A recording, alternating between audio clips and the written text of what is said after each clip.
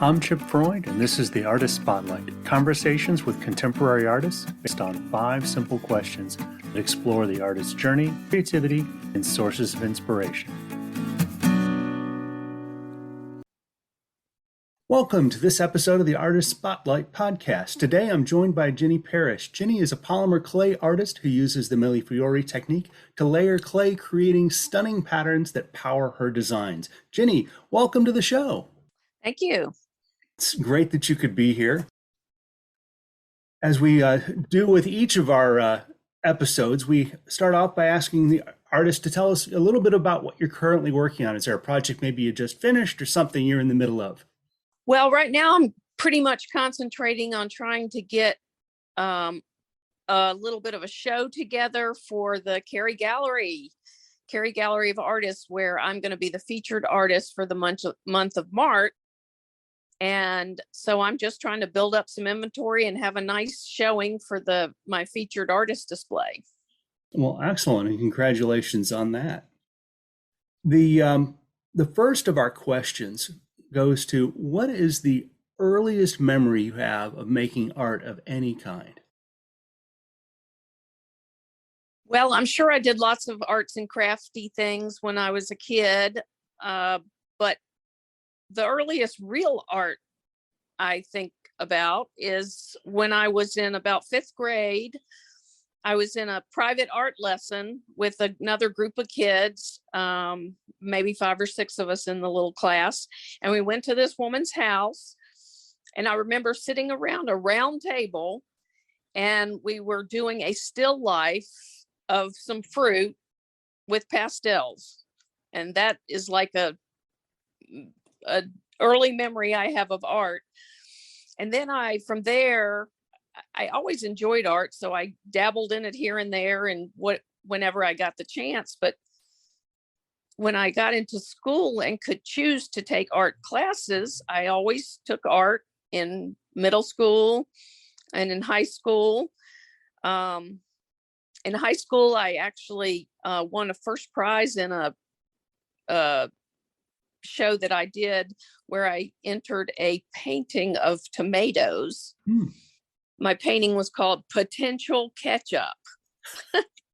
And I got first prize, and I was just blown away by that. Do you still have it by any chance? I do. It's on my wall. Excellent. I love to hear when those early successes have stayed with the artist, because I think they're important to ground us from when it really began to take off. That's excellent. So you're a polymer clay artist, and you're the first polymer clay artist I've gotten to know. I'm curious what brought you to that medium and what keeps you in that medium. Well, let's see. My first experience with polymer clay was when I took a art class through the town of Cary. And it was kind of just an introductory polymer clay art class. So we learned all these basic things about polymer clay. And I had dabbled with different mediums, and I majored in art in college. And so I was experienced with lots of different art mediums. But then when I got into the polymer clay, it just really captured my attention. And the same time I was taking this little art class, my mother got me a book on polymer clay. And between the book and the art class, I just got enthralled with it and sort of haven't stopped. And were you using the millefiori technique from the beginning, or was that something that came later? Well, yeah, I did. From the very beginning, I learned how to make the canes using the millefiori technique. And that was actually probably the thing that interested me most. And I've continued to do that and get more complicated and more involved in the different designs that I make. And it's been almost 30 years I've been doing it now. Because the designs that you get are just so stunning. You've got the bright colors and the complex patterns, but they then work together to create an even bigger pattern and texture of the object that you've modeled. What inspires your art? Where does it come from? Well, I would say the main inspiration would maybe be flowers, which I guess would make sense since Mm-hmm. millefiori means thousand flowers, and it sort of developed from the glassmaking technique that looks like lots of flowers. And the millefiori technique in polymer clay really lends itself to these intricate patterns that look like flowers because their radial patterns are one of the techniques you can do with the polymer clay, and I do a lot of them. So flowers, probably. Hmm. I've seen you, apply the polymer clay to a variety of existing objects. I know that your ice cream scoops were some of the popular items at the gallery for a long time. What's some of the most interesting objects you've applied the polymer clay to? Well, I use a lot of glass vases, and I cover those, and I cover little ceramic teapots, and um, like you said, the handles of the ice cream scoop and the handles of the coffee scoops and other little utensils are interesting.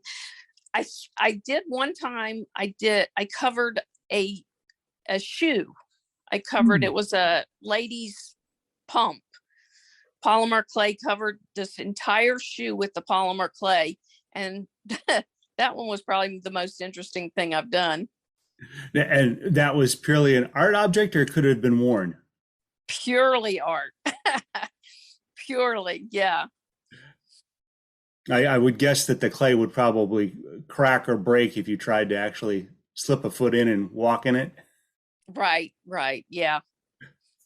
That probably wouldn't work. Yeah.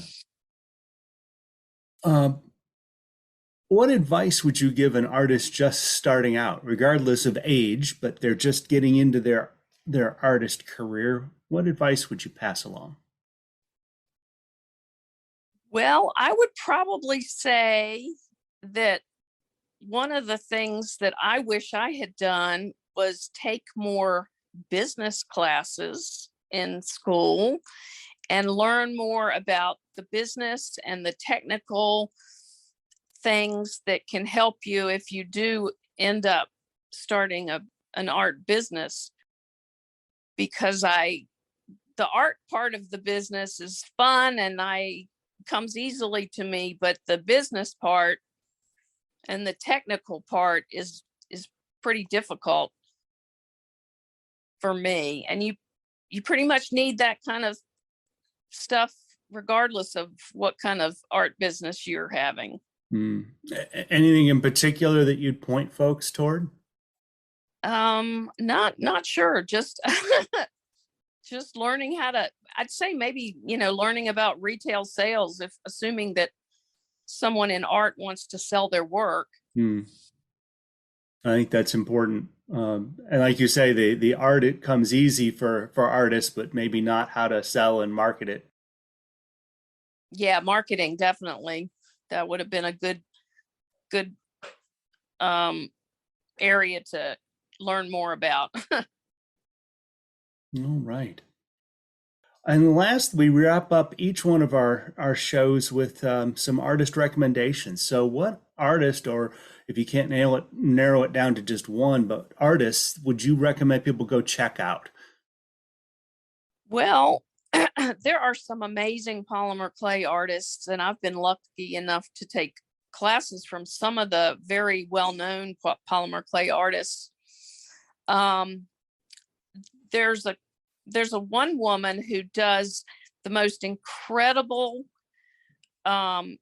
canes in polymer clay. They're not floral looking or kaleidoscope looking, but they look like an actual painting. Most of them are of animals or birds. Her name is Jane Dwyer, Jayne, Dwyer. And I believe her art business is Paper Moon Jewelry. But she's amazing. I'm amazed at the way she can make a polymer clay cane look so much like an actual bird or whatever. She does do some flowers, but not like a floral radial flower pattern. But she's amazing. And then there's another polymer clay artist that comes to mind who does very elaborate, intricate cane work, which he then covers sculptural pieces with. Most of his sculptural pieces are of animals like frogs, lizards. Well, he's done all kinds of different ones. But his name is John Anderson. And if anyone gets a chance to look on YouTube, he's under I think it's Fimo Creations John Anderson, and it's Jon Anderson. But his work is amazing. And on YouTube, he shows how he makes his polymer clay canes, and then cuts them and recombines them and reduces them down, and then he covers his sculptural animal pieces, which are just amazing.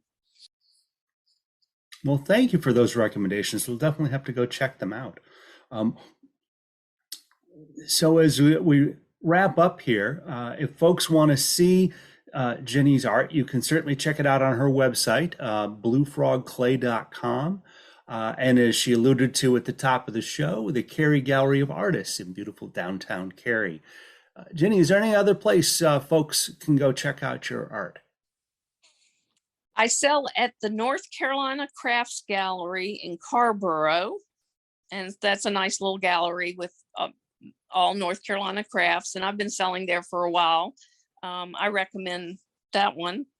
And then I've also sold, I've got a few things in the Preston Flowers and Gifts. The woman there, I've done some dealing with her and gotten her some of my items to sell in her shop.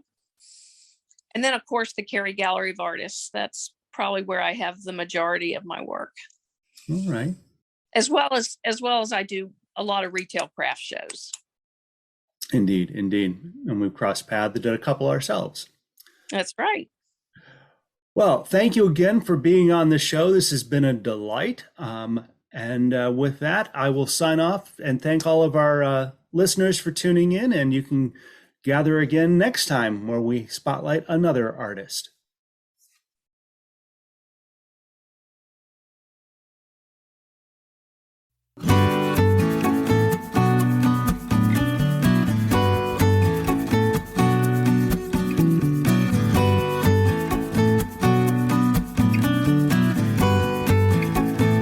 Thank you for joining us. This has been the Artist Spotlight with Chip Freund. Find accompanying blog posts at chipfreundphoto.com/blog, and you may subscribe to our show on Amazon Music, Apple Podcasts, Spotify, or wherever you like listening.